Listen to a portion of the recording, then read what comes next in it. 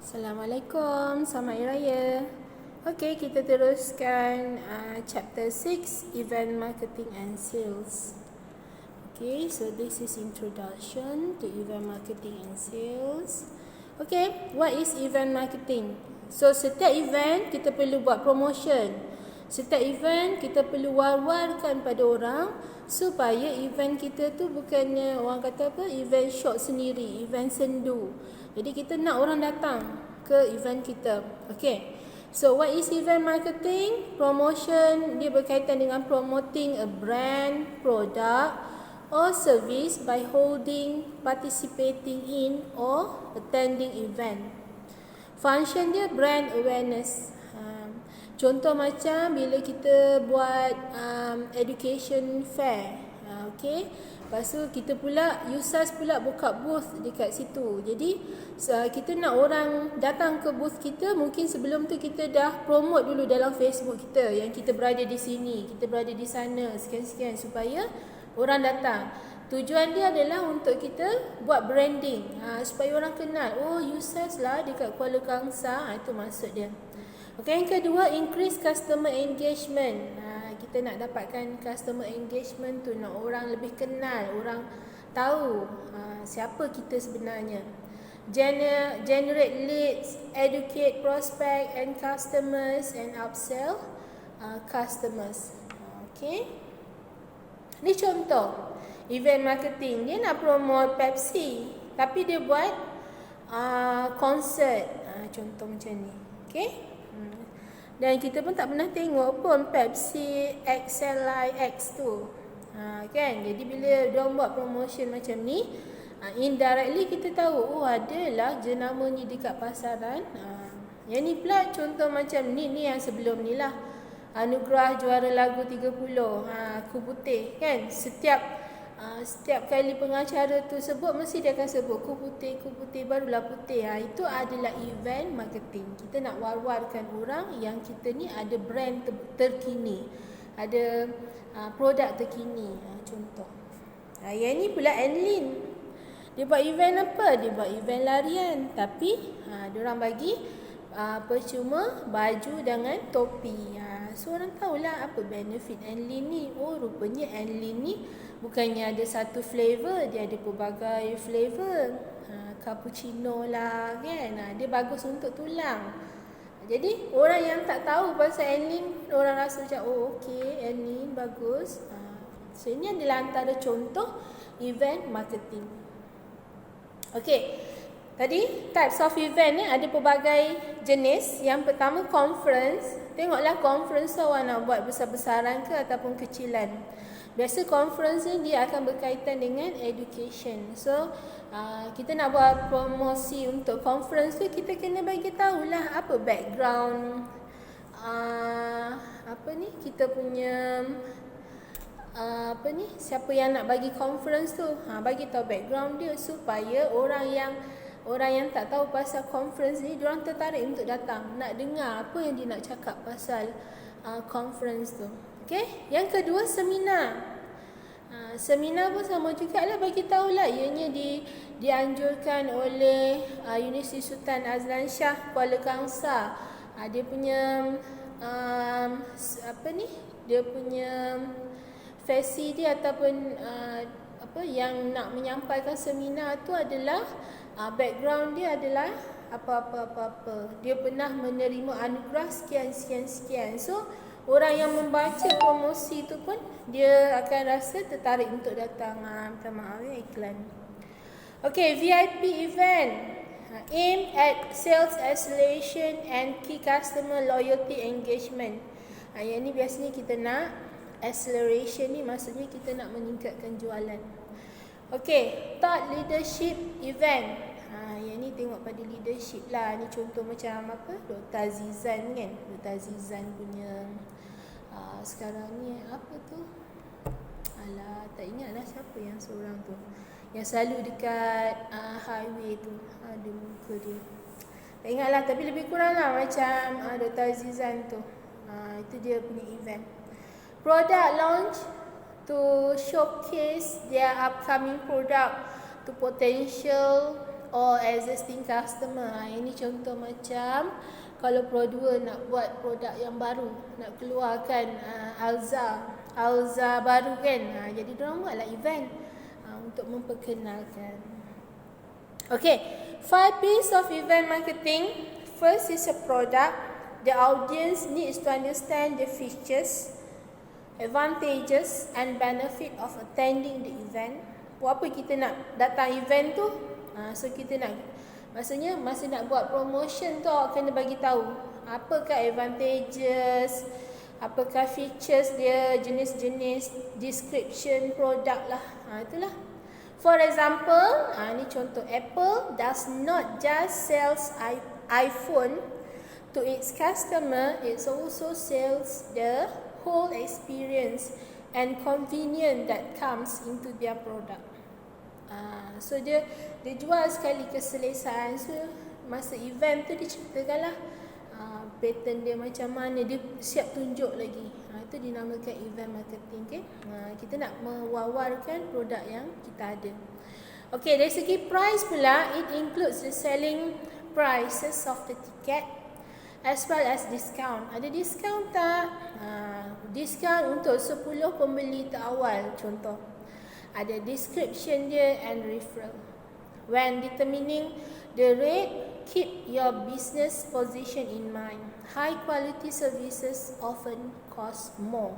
So for example, price of mass event like fairs are lower than the price of specific event like dance workshop. Tengok pada tiket lah. Biasa ni melibatkan ticketing. Biasa kalau macam kita nak pergi conference, paling murah RM50, paling tinggi beratus-ratus lah. Sebab dia depends pada siapa speaker dia. Okay, next. Place. Yang ketiga is place. Your event must be accessible to the customer at the right time and in the right place. For example, earlier durable product were only available in the physical store, but now they are also available online. Ini contoh produk yang kita nampak kat pasaran. Biasanya dia physical, kita kena pergi ke kedai dan sebagainya. Tapi sekarang semuanya kita boleh tengok secara online. So dekat online pula, contoh pergi kat Shopee kan. Dekat dalam Shopee tu kita boleh, kalau contoh pattern tu adalah beg dompet contoh, purse. So daripada ruangan depan kita boleh tengok, lepas tu ada gambar dalaman dia, lepas tu dengan berapa saiz lebar, berapa saiz tinggi, semua kita boleh tengok. So kita boleh membayangkan lah. Itu dinamakan place. Tapi contoh yang terkini, apa diorang buat rumah terbuka Hari Raya Perdana Menteri kan, diorang buat kat Putrajaya. Semua kita tengok juga yang datang dengan kata hampir 100,000 orang. So cukup tak dari segi parking? Cukup tak untuk dari segi diorang nak duduk untuk makan? Itu pun kena diambil kira. Okay, ni promotion. Biasalah promotion. While promoting, you must calculate each customer's value and the cost of acquisition for each customer to run a proper promotion. Contoh contoh. Kalau awak jual produk, katakanlah awak jual makanan harga RM12. Okay, ada student saya, dia kata, "Puan, saya jual donat yang ada filling dalam tu kan." Dia kata, "Saya jual donat 6, tak silap saya 6 RM12.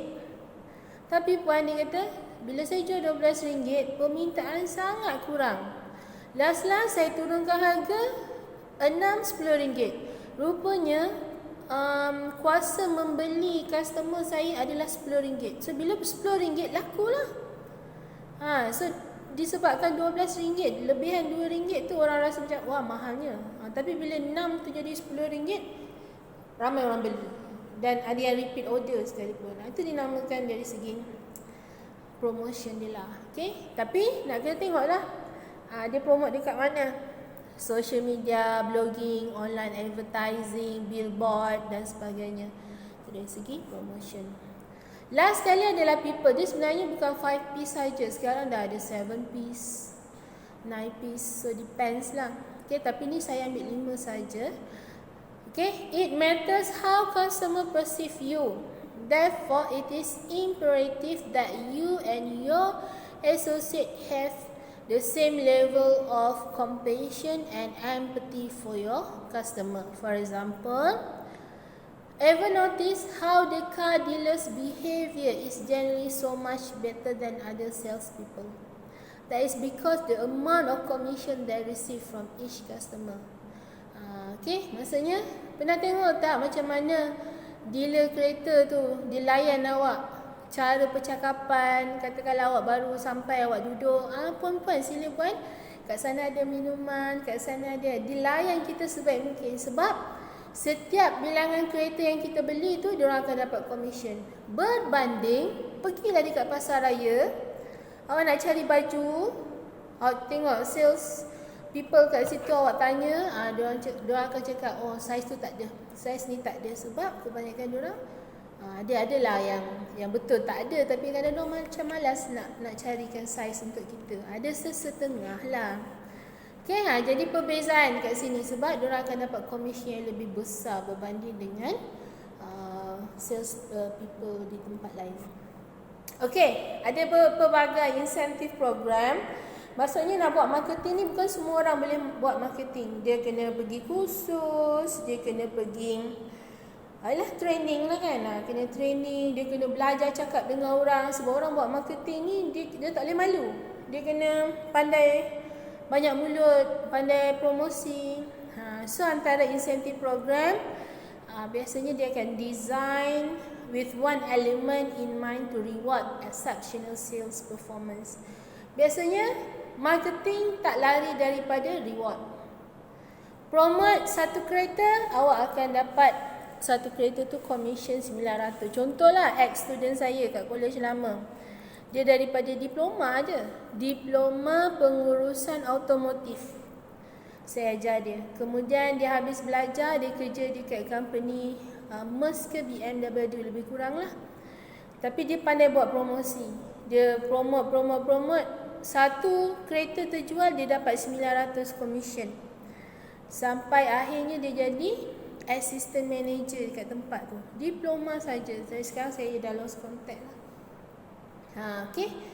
So reward tu penting. Yang kedua,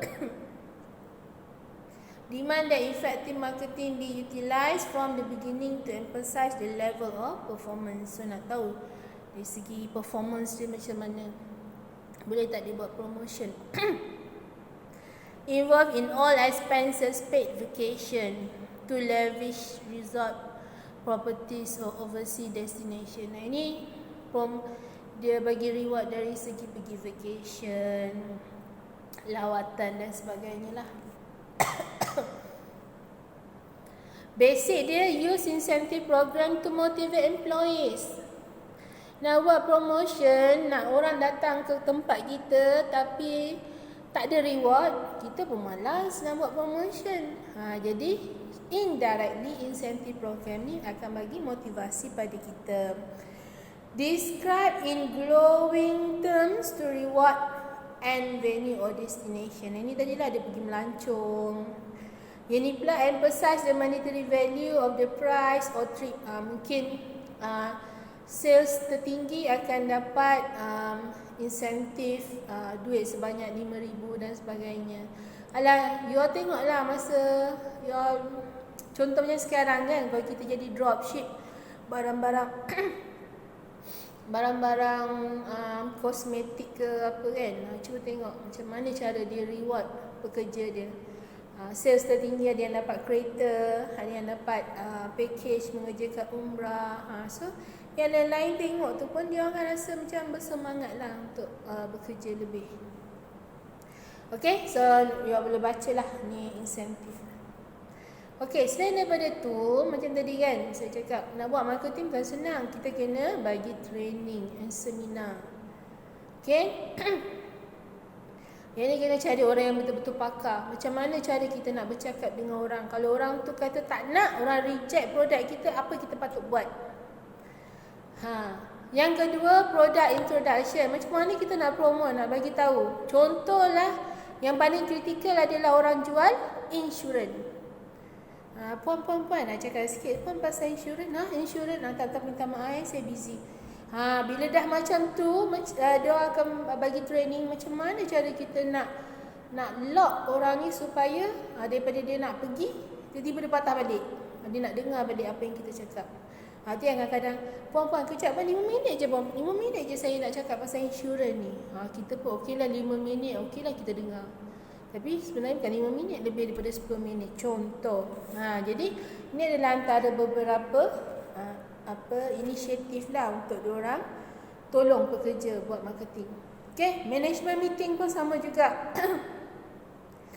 Kita nak tahu apa yang perlu, apa yang dah buat, apa yang tak perlu buat, macam mana cara kita nak counter balik orang yang reject kita punya sales dan sebagainya. Okay, sales meeting pun dari segi promotion, approach yang ni tak sesuai, so mungkin kita boleh buat approach lain. So dia ada strategi-strategi lah. So holder meeting ni biasanya orang atasan lah, dia akan tengok dari segi promotion kita, apa yang bagus, apa yang tak bagus. Okay, internal communication and external. Internal dalaman refer to the communication which take place among the participant within the business organisation. Ni orang dalaman, staff dalaman bincang, communicate. Yang kedua, external communication is a communication that occur between the organisation and other individual groups or organisation. Kita dengan orang luar. Jadi kadang-kadang perbincangan internal communication ni lebih sulit. Kita tahu pro and cons. Tapi bila dia pergi kepada external communication, takkan kita nak cerita keburukan, mesti cerita pasal kebaikan. Contoh, kalau kita nak buat promosi pun, masuklah Ustaz, kos yang ini sekian-sekian, berapa ribu punya kos pengajian. Okay, tapi mungkinlah ada hidden cost kat situ, kita mungkin tak cerita sangat kat orang luar. Bila dah masuk baru, kenapa ada hidden cost ni, kenapa masa promote tak cakap. Contoh. Maximizing media relationship.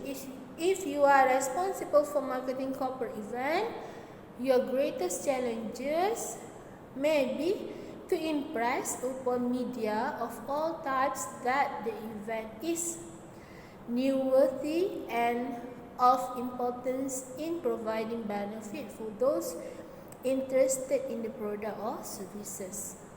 Ini cara macam mana kita nak impresskan media. Nak ada sidang media, nak media tu datang kat kita untuk interview kita. Ada 2 jenis, satu printed, satu elektronik. So printed yang ni lah kita masukkan, kita letak keratan media bagi dekat harian Metro. So kita bayarlah harian Metro, nanti dia akan keluarkanlah keratan media kita ni dekat dalam harian Metro. Contoh. Dia ada banyak lah, cuba tengok sini, ada newspaper, flyers dan sebagainya. Elektronik media dia ada radio, television, internet. Okay. Public relation, opportunities and cost related. Apa tadi? Cost related event. Okay, public relation, PR.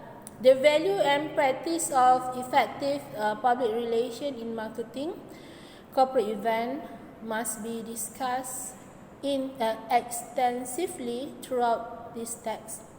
The value of public relation is based on what people say about your corporation rather than what the corporation says about itself. PR ni penting sebab kita mewakili organisasi kita untuk memberitahu apa yang ada dalam organisasi kita. Contoh.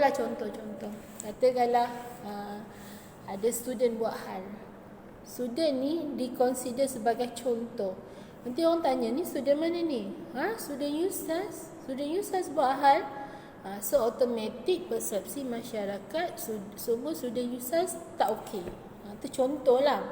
Jadi itu contoh. Jadi bila berbalik pada event, kita sebagai representative organisasi, so kita kena menyampaikan sesuatu yang baik supaya orang akan image company kita akan sentiasa dijagalah. Cost related event.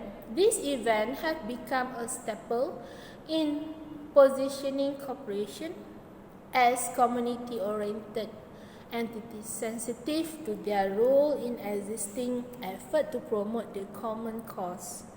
Raising money for the charity or an educational foundation for a target market association position. Okay, yang ini lebih kepada community, nak kata community service tak juga, dia lebih kepada community event. As a conclusion, many event marketing serve both corporate and association client or employers during their career. Hence, the need for understanding the significant differences between the two is vital. Okay? Jadi, habis sudah event marketing. Yang dalam topik ni kita lebih melihat bagaimana cara kita sebagai di dalam community event tu, macam mana kita nak buat promosi. Kita dah ada event, contoh macam hari tu you all buat macam bubur lambuk kan, kita dah ada event, tapi mungkin bubur lambuk tu mungkin tak secara general. Tapi kalau macam kita memang nak buat secara besar-besaran, mungkin kita memerlukan event marketing. Mungkin ada orang yang perlu buat promotion supaya ramai orang datang. Itu contoh. Okay, so habis chapter 6. Kalau ada soalan boleh tanya. Okay, itu saja. Assalamualaikum.